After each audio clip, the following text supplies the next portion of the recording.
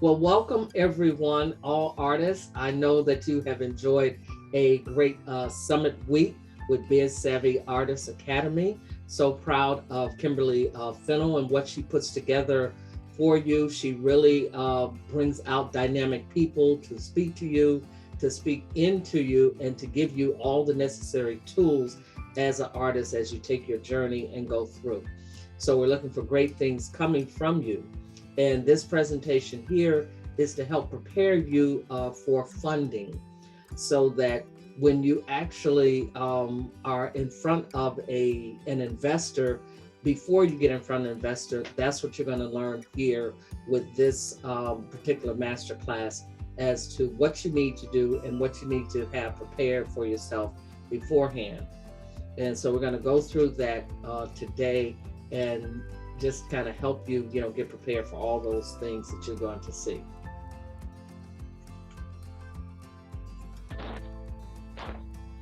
The funding guide, these are the topics that we're going to cover in funding, and that is the why, the who, the what, the how, the when. I know you've heard those before, but we're going to look at them from a different perspective. You're not going to look at them just from the standard, what do I do? Obviously, you have to have a business plan, a pitch deck, those sorts of things.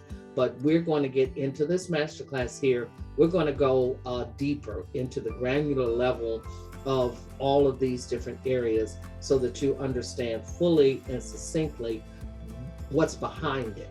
It's not just simply the window dressing, but it's what's behind it. And then we've got a nice video for you to kind of give you a blueprint, for that success.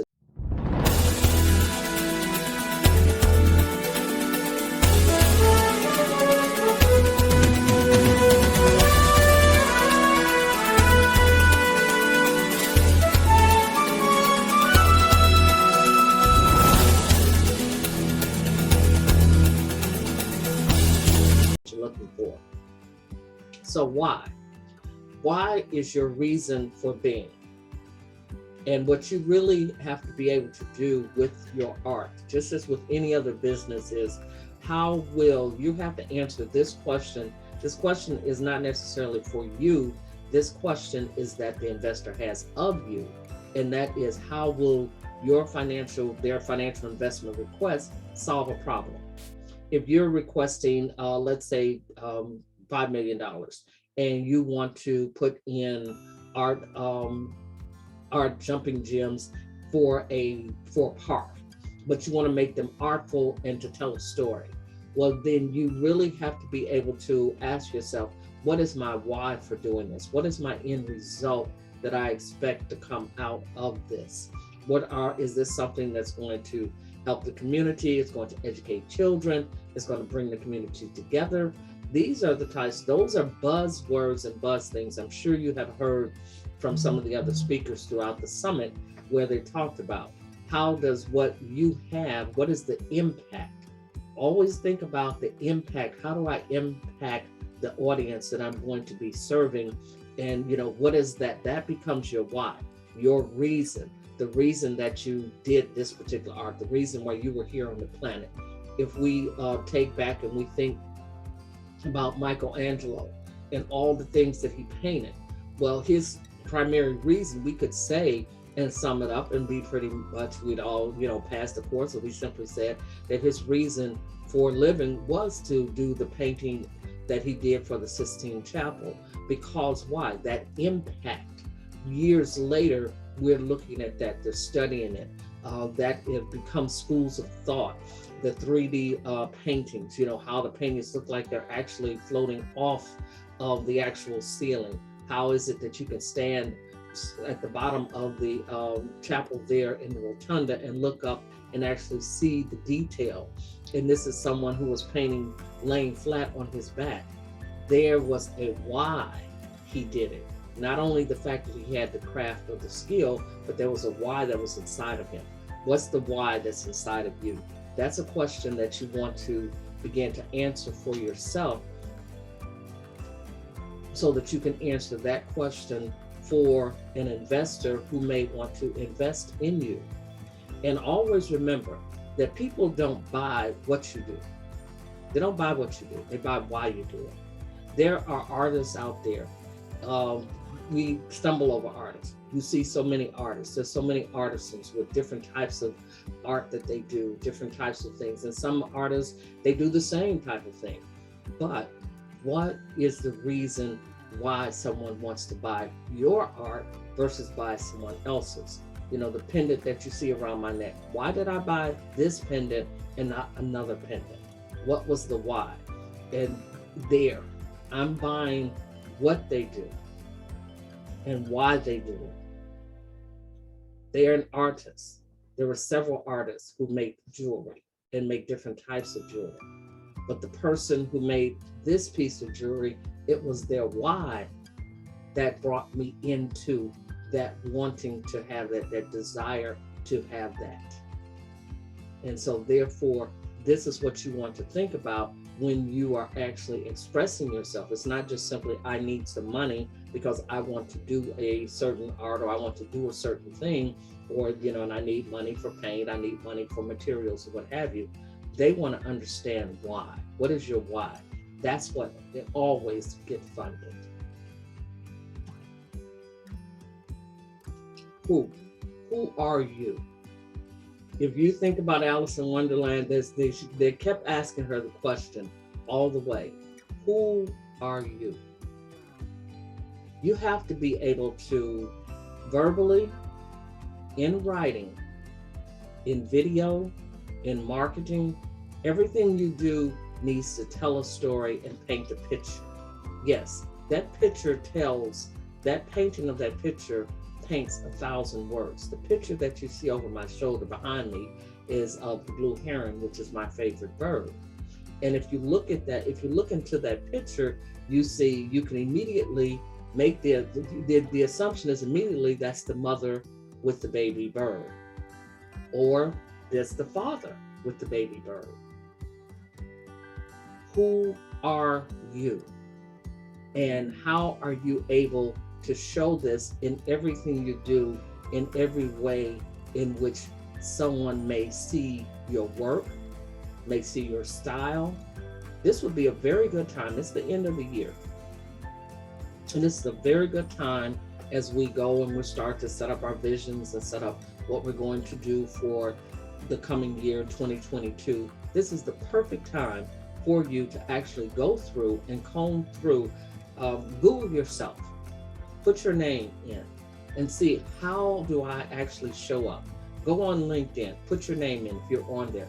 Go on all the social media where you are and just search for yourself. Don't go to your page, just go to a different page or have someone do that for you and just put your name in and see what comes up. And then what you want to do is you actually want to do a comparison. You want to compare the information and make sure that the information is not only up to date, but it's the information that actually speaks of who you are and what you do and what skills that you have. And that this is actually what is being portrayed, not something that does no longer, maybe a particular artwork that you worked in. Maybe you did woodworking before and now you're working in copper, and everything that's out there talks about woodworking.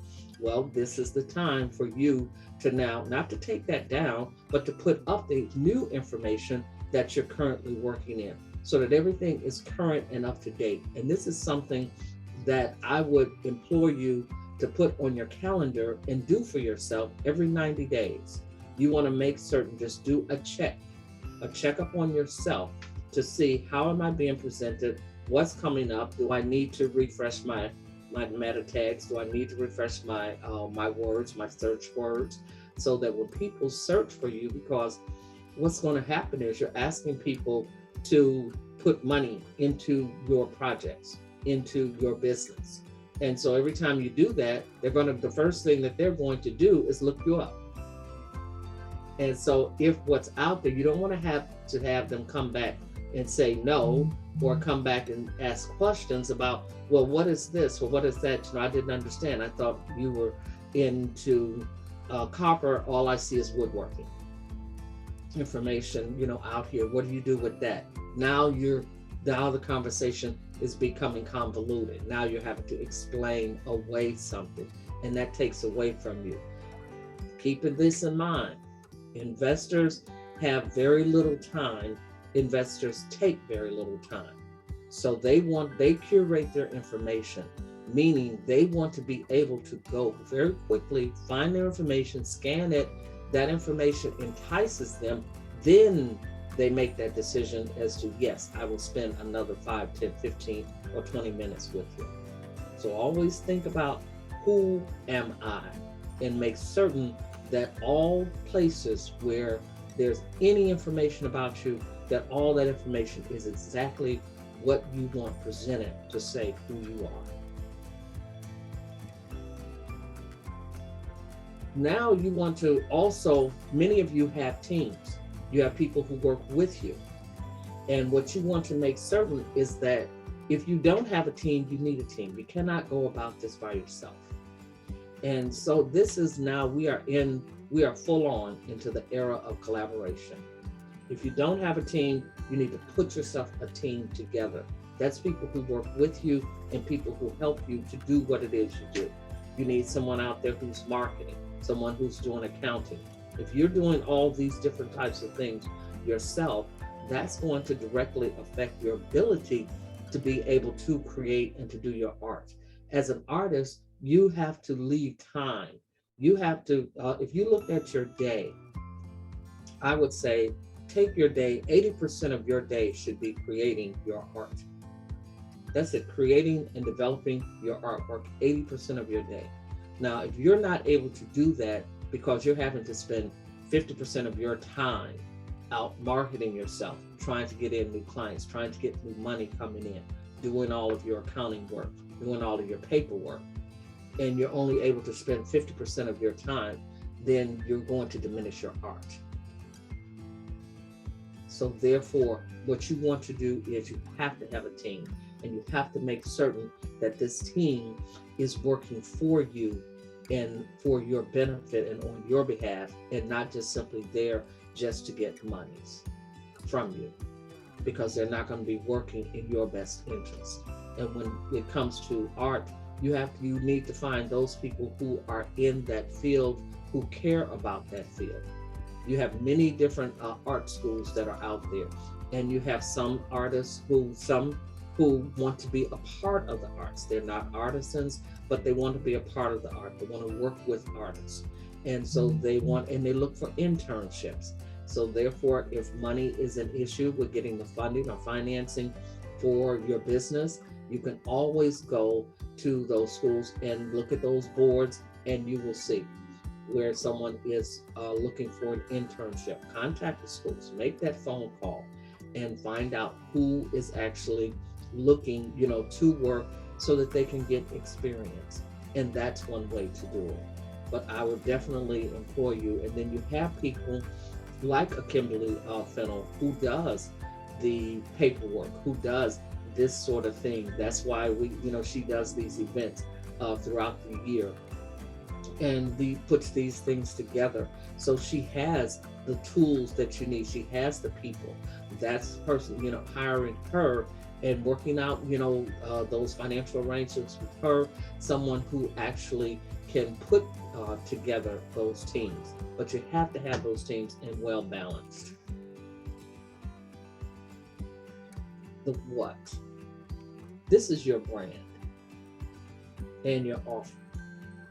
What is your product or service? And many times in the art world, we don't think about my art as being a product or a service. And it definitely is. There's not a hotel in the continent, in the world, that you can go into and see and do not see a piece of art. Many hotels that you'll go into, if you go into that hotel, and a lot of people don't even think about how it actually affects their mind. But if you go into a hotel and you don't see a piece of art, your mind's eye is looking for a piece of art. And when you get into your room, you're looking for a piece of artwork. And it's very strange to you when there isn't one there. It doesn't matter how good it is or how bad it is or what is, but you're looking for a piece of art. Why is that? Because art and the artistic ability it's calming to the spirit. it brings the spirit in line. It aligns you with where you are. It aligns you within your environment. That brand and that offering of that artist is doing exactly what it needs to do. So they branded themselves to produce that type of art. And that's the type of art that hotels buy. And then there's another type of art that businesses may purchase. And then obviously types of art that homes purchase, or people purchase, just for sale and for trade, different types of art. Those branded, how are you branded? How are you branding yourself? Take inventory now at the end of the year. This is the best time of year to take inventory of your brand. What does it look like? Does it, is it consistent? Do people know this is the type of art that you do? I went to an art festival just this past weekend in Asheville, and I was just wowed. This one artist had very beautiful pictures that she did, very different pictures. But what really struck me was she said, here, download my app. And so we downloaded the app, and then she took her tablet and she put her tablet in front of the picture. And so now the picture came to life. She had one picture, it was 3D. It looked like it had airplanes and people walking, and then here come a spaceship coming in, and the spaceship looked like it was coming off of the page and, just going right past your shoulder. As, it had everybody kind of going to the side. That's how realistic it was. That's what she did with the art, the brand and the offering. Now, she's been selling art out for over 30 years. And obviously, when she first began, that technology was not there. But as technology has changed, what did this artist do? She changed her brand and she changed her offering with those things. So there are going to be some things that you're going to do with your offering, or that you can do, that are available to you. And the expectation is you will have some of those types of things. Branding and, digitized art, this is, something that has been going on for a while. It didn't just start. But if you're not offering, some type of digitization with your art, you need to start considering that and thinking, how can I integrate that into my offering that I have, into my service products? And one of the really prolific ways that artists can actually promote their brand is to actually go and offer your brand, offer a painting or a sculpture or something that you do when they're when they're having the different sales, or they're having nonprofit venues, and they're needing something to be donated so that they can raffle that off. Because what does that do? That puts your art on display. And then so while your art is on display, and then it shows you as a humanitarian. And many times what you ask for in return for that is to have a write-up, a write-up in a newspaper, a write-up article, online, but some type of marketing. And what does that do? That markets your brand. There are artists are now beginning to market their brand even on billboards. And if you use blip.com, you go out to there, you can actually have those 8-second bursts, with your name, your art on it, where to get your art, those types of things. People are watching that. People see that as they're going along the highway. You're on that nice big board. And then also what happens on the highway? Backups. So people are now sitting here for long periods of time, and your brand is coming up. So think about all the different outlets that are out there and avenues for you to actually showcase your brand. What's unique? What sets you apart from the competition? As I said earlier, there was a reason that I bought this necklace. There was something about it, how the artist had worked it, as opposed to my buying a different type of necklace. How will you leverage that? Many times we think the old world way is I'm better than the competition. I have something more than the competition. Well, as I stated earlier, we are in the era of collaboration. And what that means is that we are now in the point where we have to leverage with the competition. So many times what you do is find out what your competition is doing, who your competition is. How can we work together? Because they're going to have a certain set of clients and you have a certain set of clients. Those who you market to, those who they market to. They're going to be two different groups of people. And so therefore, what you do is if you are marketing to those people together, now the opportunity for you to sell, you've just doubled your opportunity.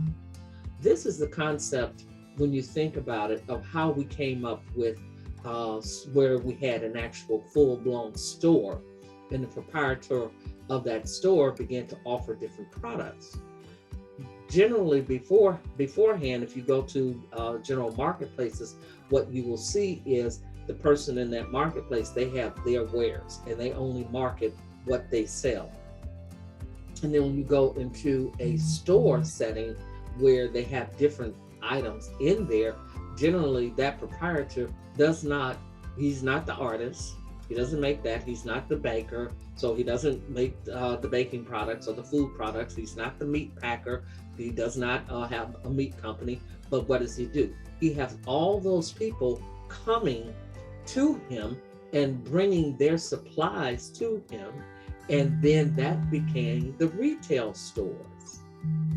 So what you want to do is you want to think about and so instead of them now competing against one another, they're working in concert with one another. And they are benefiting because someone may go into the store to buy one product, see another product, and buy that product.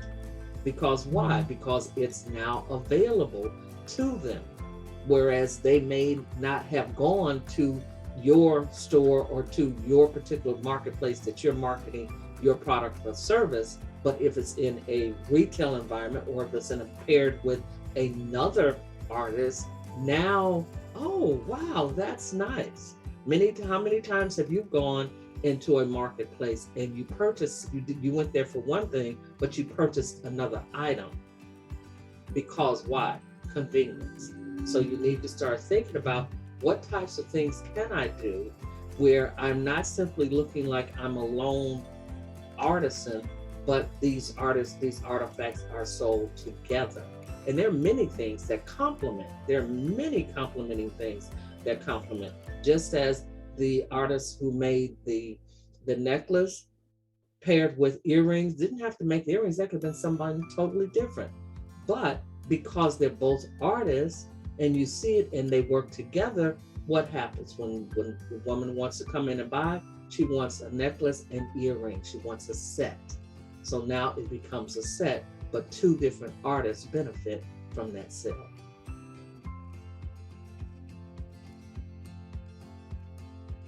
Strategy and implementation. How will you deliver your product or service? And this is what we really have been talking about, just momentarily ago. We were talking about, the marketing of your service. How are you going to get that to the market in the different ways and different strategies? You want to be in front of as many markets as you possibly can, especially when you're looking in the funding area and you're asking someone to invest in what you do. What they want to know is they really want this to be not just some one sheet that, basically some loose, I'm at this, I exhibit here, I exhibit there. They want to see that marketing very strong, that branding, they want to see you in different types of venues, in different types of marketing outlets, not just on social media, but you want to see you, where are you in the community that you serve? Where can I see you? Where can I go and, talk to people? And you have provided maybe some of your art, for some of their activities or what have you. They want to see a very strong and cohesive marketing, because what does that say? If you have a strong and cohesive marketing, that tells them that you have a opportunity to continue to sell and to move that product out there into the marketplace. And then they will be able to be assured, or they can rest assured they're going to get a return on their investment, because you have a strong marketing that you're actually going to actually put this out there into the marketplace. Your operations, you have to have that in order.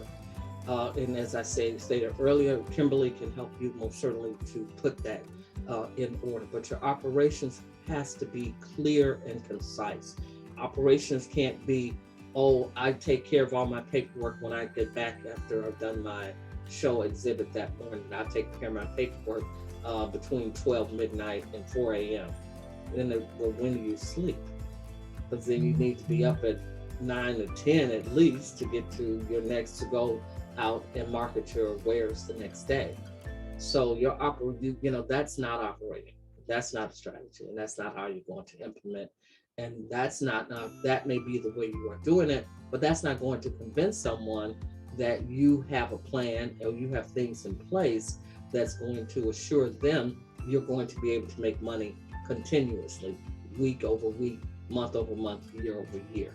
So that operations plan has to be solid, and it has to be solid. It has to show that there's people, there's processes in place to get those things done. Not you doing everything yourself. Let's go back to that team. And that team has to be able to help you to get those things done. This is why investors with them, it's sometimes very hard, and it's not simply just for artists, but solo entrepreneurs. They find it very hard when they're trying to do the different types of things. They come up with some of the best innovative ideas, but they don't have that marketing. It's not strong marketing, strong branding, and they don't have an operations team, somebody to run that operation. And that's where the money is made. That's where it's made, right there with the marketing and the operation. And then obviously that great marketing, that great operations turns into sales, because you are now out there in front of people. You're in the right places. You're showing up. Your brand is strong. That's going to guarantee you a net new sales. Even when you go to, we've seen that one picture of that one cow, probably, everywhere that you ever gone, every school you've ever been in. But why does that sell? Why is that always there? Simply because of the marketing and the operations of that team. And that's picture going to be on the wall all the time. That's what you want. That's what you want to have. You want to have your art to show up. And you want to basically, with your marketing, to make your business stand out. What compels people? What's compelling? What's compelling? What compels me? I buy because of the why. See, your why that you're doing this is also their why for wanting to buy this. Why you painted that why that's inside of you. Let that show out. Let that bleed through with what you're doing. When you do that, then what you will find is it will compel people to want it. It's something they have to have. They've got to have it. Why do we buy pet rocks? What was compelling about the pet rock? Well, as children, we played with rocks. And we were always told, don't play with rocks, don't throw rocks, don't have rocks, right? You come home with rocks in your pocket, your parents would take your rocks away from you. Well, guess what? When someone took and made it a pet rock, then it was okay and to have that rock. And trust me, it was more adults buying those rocks for themselves than they were buying them for the kids. Authentic messaging. Public relations is key to any company. How you look in the public. And when you are going through and you're actually doing a forensics check on how you're showing up across all these different markets, what you show, that's your public relations. That's how you look to the public. If that's not in order and that's not good, investor looks at that and let me tell you what they think in their mind. I want to align myself with this brand or not? When it is confusing to me what they do, why they do it, what's unique about them, then I don't want to align myself there. Because what you have to think about is this: just as you have a craft that you make money at, an investor has a craft that they make money at, and that's investing. That's their craft. That's what they do, and that's what they do best. And they're going to do that from the time they're born until the time they die. They're going to be investing. And that's what they do. They're not trying to be an artist. They're not trying to be, a computer whiz or be a builder, what have you. They are an investor. They are authentic as to who they are and what they do. And they align themselves only with those people that are going to do what? Make their public relations look good. Now you see how it just goes around in a circle. You look good, you make me look good. It's good for me to invest in you, because I know that you're going to not simply make money from me, but you're going to also make my brand look good. You have to align yourself with the proper platforms. Make certain the level at which you want to do business, that's where you are showing up. Are you going to those different types of symposiums, those forums, those summits with the people who are at the level that you want to operate at? Are you exhibiting in those types of shows and events where you want your art to be shown and on those levels? There's no reason why you should not be. If you want the people who are at the trumpet level awards, what have you, then you need to be looking and making a plan and a strategy for how you would exhibit at that type of an event. If you are in the sports artistry, and there's some beautiful artwork that has been exhibited, in the different sports network. Are you at those events? Where are you exhibiting or showing at those events, doing sculpting work at those events, what have you, woodworking or carpet work or whatever work that you do, design. Most certainly, our computer designers are showing up, at these events and showing up because why? This is what we're seeing now. When we even have we're very used to it on NFL, and we see the little robotic man. We look for that on Sunday, and we know, it's time for Sunday night. It's time to watch football. Because of that, these types of things, are you showing up? That is an artist that designed that. And that's why you see that. Are you showing up on the proper platforms, in the proper places of the level of business that you want to get? You're not going to get business showing up at all of the freestanding art events or activities. You're going to have to now strategize, put a plan together. And doesn't mean that you're going to have to show up every place. Show up according to what you have.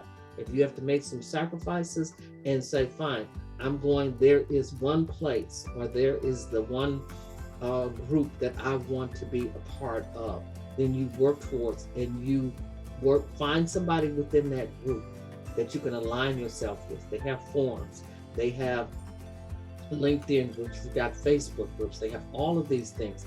Comment in here. That's where that team comes in. You get your marketing team together, they can comment in those groups, in those chats for you, so that now your brand gets out there and you will get in front of the right people, and you'll become on the proper platforms, and you'll begin to get those invitations, or you'll begin to now become a part of, or know when they're going to have different types of activities at the different levels. But you have to show up.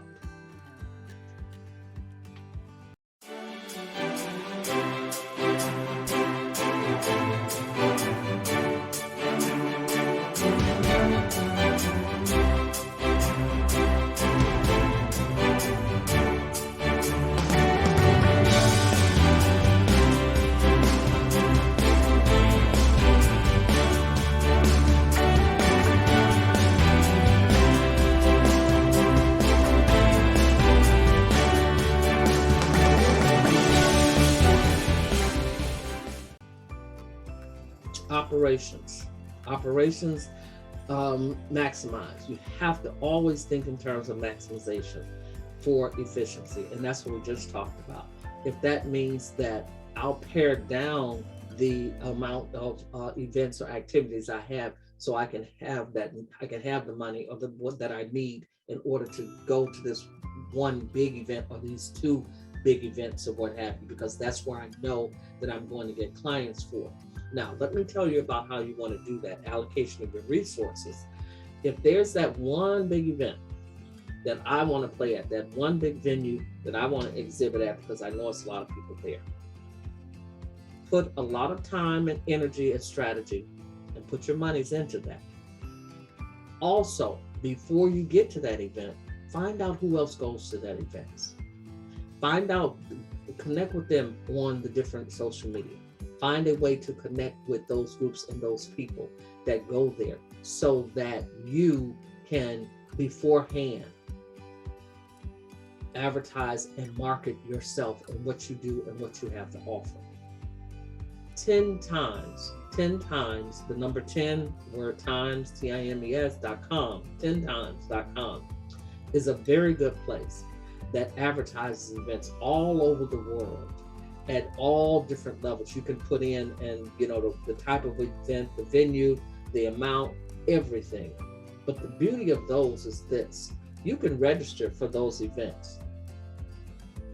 Just make a registration that you're interested in attending without even signing up to attend. And they will start sending you information about it, as well as it will now put your information out there.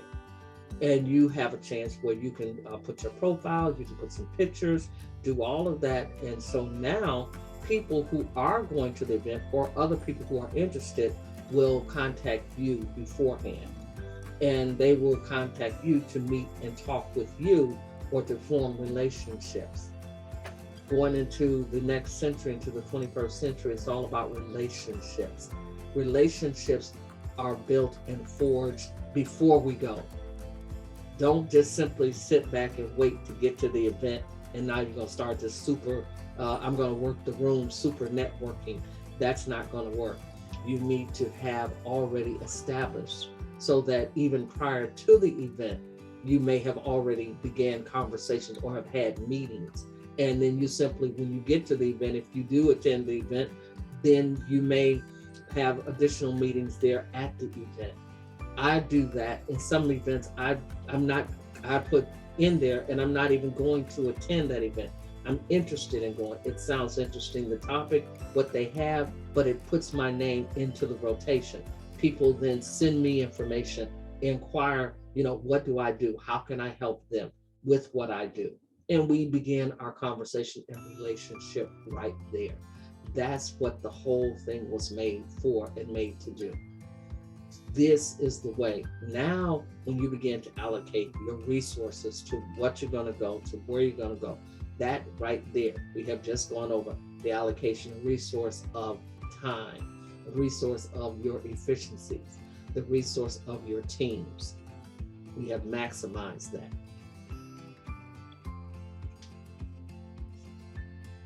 Your sales to your customers, you want to basically break down and you want to be able to demonstrate this, just as I have it here.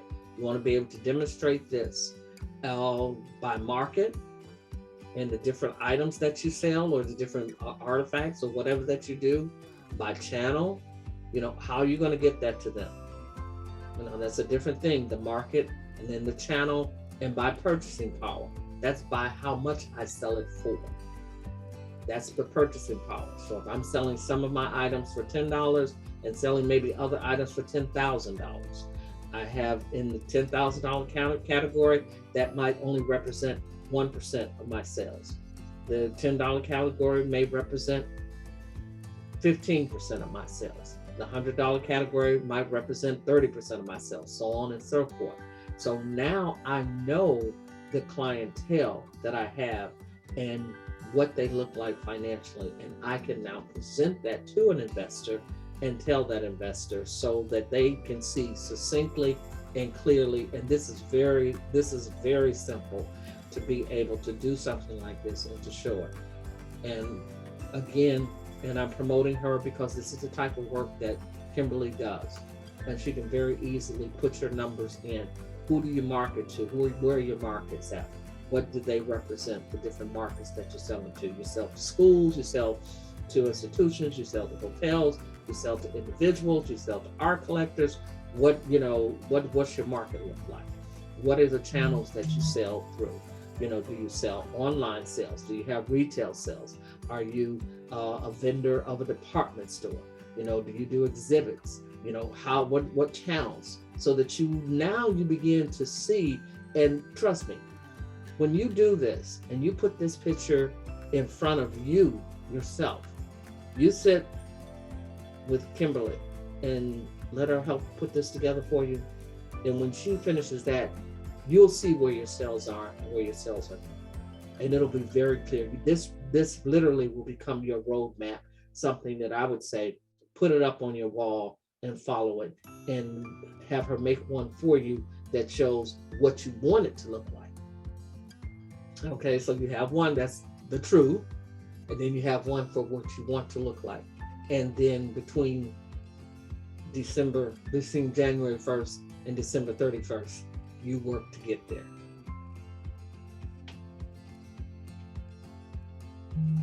In the supply chain, we're hearing a lot about that this year, and so I definitely wanted to include that here in this masterclass.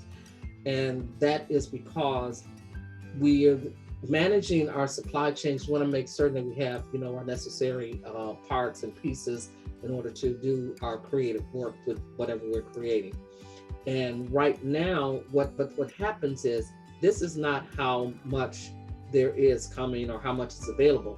This is how well businesses manage their inventory. If you go and say, well, how much paint do I have? I'm an artist, I paint. What do I have on hand in each color?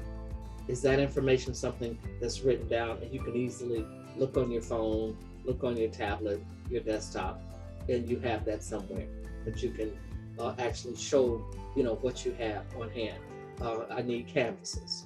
I need pottery. I need alabaster.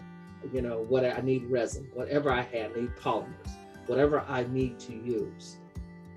I need data sheet. I need computers. I'm a graphic artist. I need computers. I don't have old antiquated computers. I need phones. I've got 1G phones. I need 5G phones.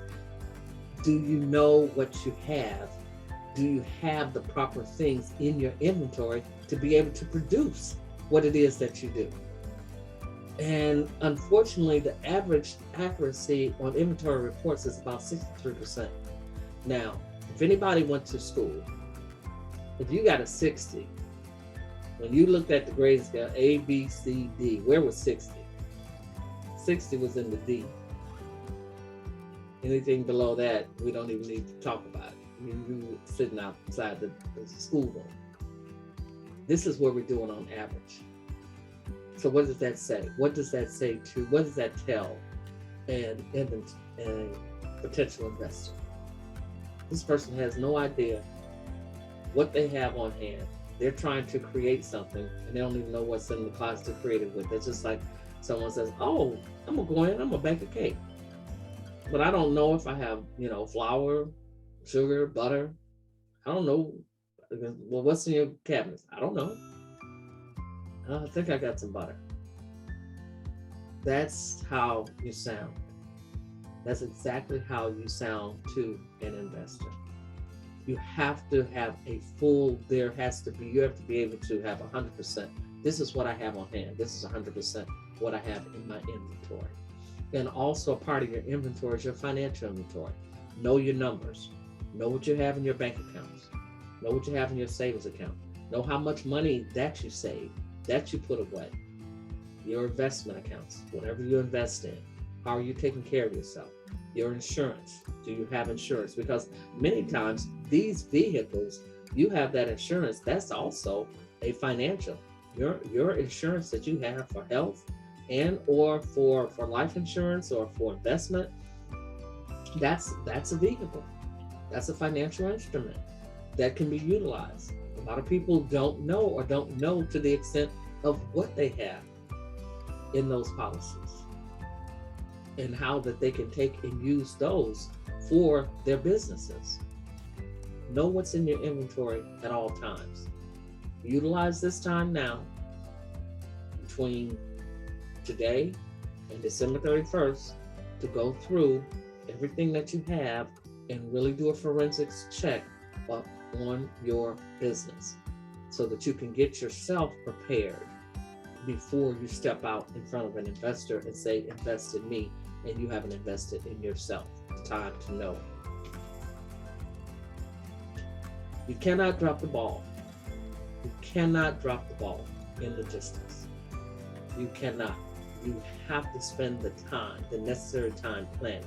And planning is not just simply paying somebody to write you a business plan that you don't even know what's in it. And all you know is how much you're going to charge me for that, and then you go and you pay for it. That cannot be the way. That you have to spend your time. That's why the term is spend the time. Spend, just like you're spending money. When you go to the grocery store, you spend money. When somebody is going to buy your art, they're going to spend money. So you're going to have to spend time getting that plan together and knowing what's in that plan. You have to know it like you know the back of your hand. You can't let that simply be somebody that you leave with someone else. Someone else can do it for you, but you need to know all the components and all the information that's going in here so that it is your plan. And because what happens? You are going to be the one who's going to have to implement it. That's why it's so important that you have a handle on the planning side, because then if you don't, and if you're really not 100% sure how they arrived at A plus B equals C, when it comes time to implement, you're not going to know what A is, you're going to be confused about B, and you're not going to have a clue how they got to C. But yet you're going to be the one to implement it. And then once you implement, you're going to have to monitor. You are going to have to monitor what you do, how that money is spent, where that money is. You can't, it's not just one and done. It's not just so many people, they put up a website and they never go back and check it again. They put up a Facebook page. They never go back and check it, Instagram, what have you, and it's just sitting there. They're not monitoring, who is tagging them, who's on their page, who's following them. They're not really cleaning that up. They're just kind of hoping for the best, like spaghetti on the wall, just throwing it out there and hoping that they get the necessary information they need. That's not the way you do it. If you're going to be in business, you have to be good in business. And if you're not good in business, you have your talents, you are the creative, then you've got to have a team that's strong around you.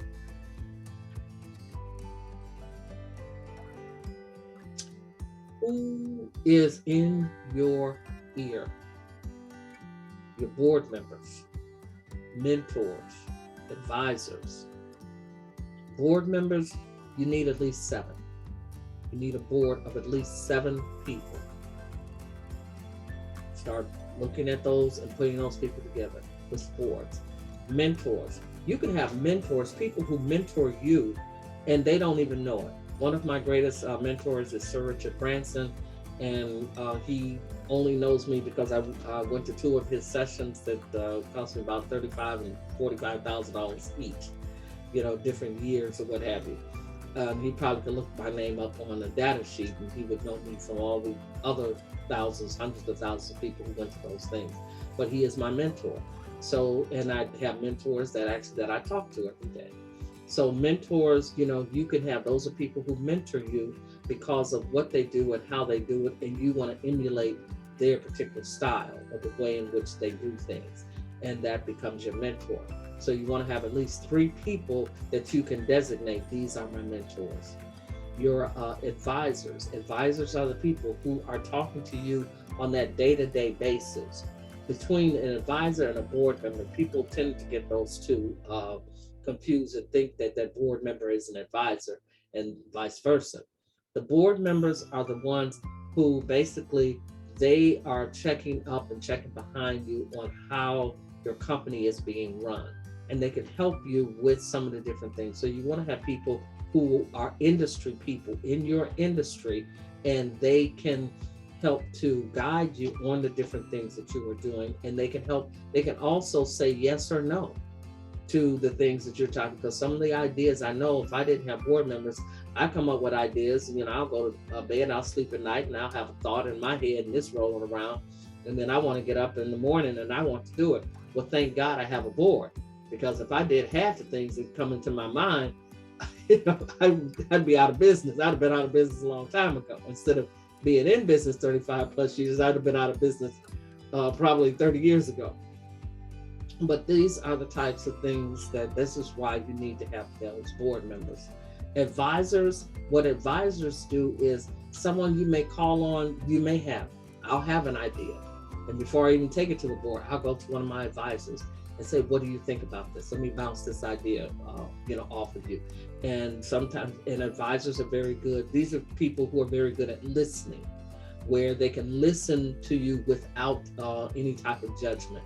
And they're just listening. And because sometimes you'll have an idea or a thought and you just need somebody to talk to. And maybe sometimes you just need to say it out loud so you yourself can hear what it sounds like.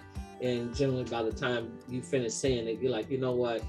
That's not gonna work. because you've had a chance to kind of talk it out. But advisors, that's what they do. You can come to them for advice. So you want to pick out about 5 people and really go through and talk to these, your advisors, talk to your board members, your mentors. You want to have at least 1 or 2 of your mentors that you do actually are able to, speak with, on a regular basis, or be able to speak with. So what's going to really define your success?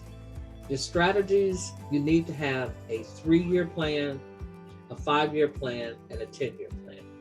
Yes. And I'm not talking about, in 10 years, I hope to be, or in 5 years, I want to be, or in 3 years. No, I'm talking about a full-blown plan.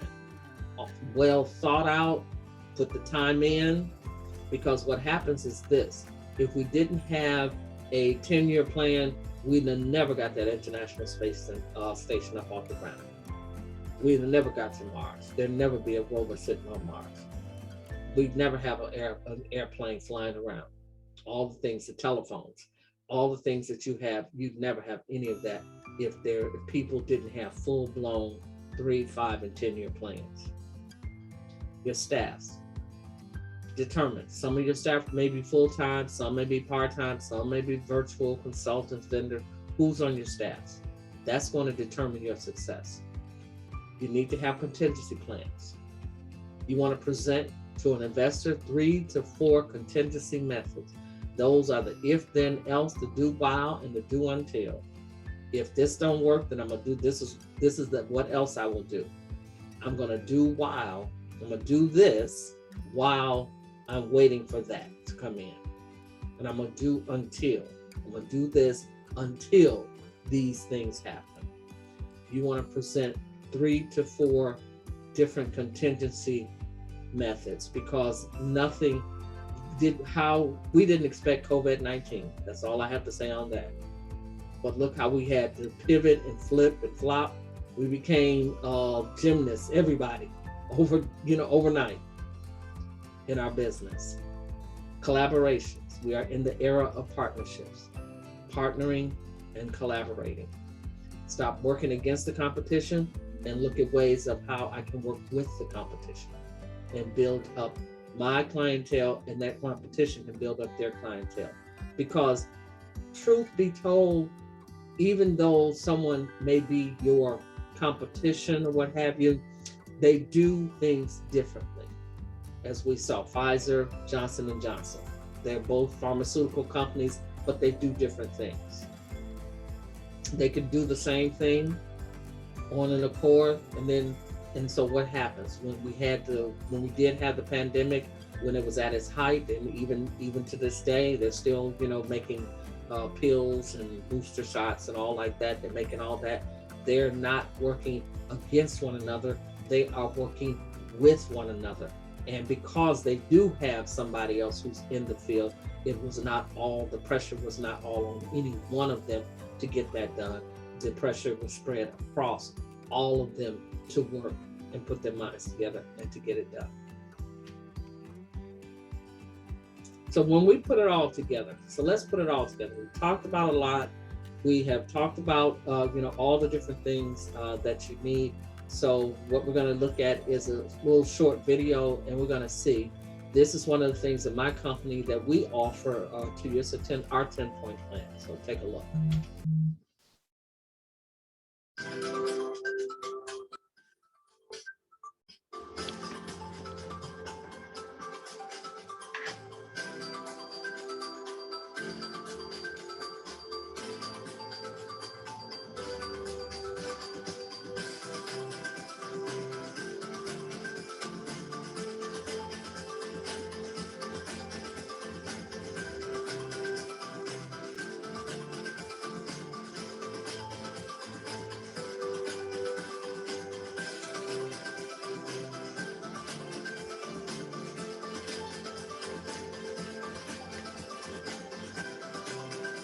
Right, so this is the SanPete Financial Group. This is our team. Myself, I'm the Chief Executive Officer. Jerome Curry is our Chief Financial Officer, and our Chief Diplomatic Officer is out of Africa, and that's His Excellency Sharif Balde.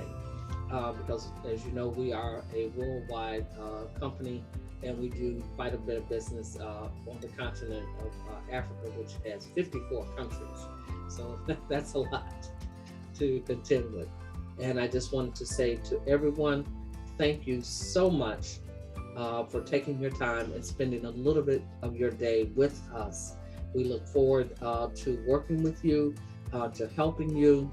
Our information is there for you, as well as you can get in touch directly with Kimberly Fennell, and she can provide our information if you are looking for funding and you are looking for our assistance. Thank you again.